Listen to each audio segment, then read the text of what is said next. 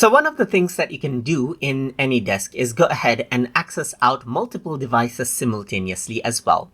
For example, I'm going to go around over here and add in this particular address right here, which is not actually a part of my recent session. So let's just go ahead right here and press enter. And then what happens is that it'll go ahead and send a request to the remote computer. So as soon as they go ahead and then accept it out, you can see that you have access to their computer right here, just like this. So let's say now what you want to actually go ahead and do is, let's say for example, go ahead and access another computer as well. So for that, you can simply go around onto the top and click on this new button right here. And then you have access to AnyDesk right here.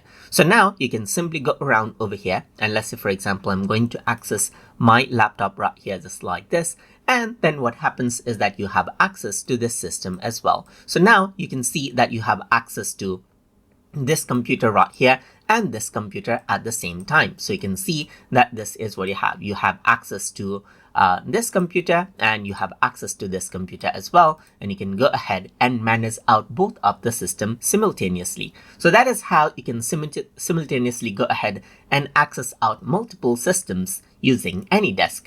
So I hope you guys learned something as always. And as always, please like, comment, share, and subscribe.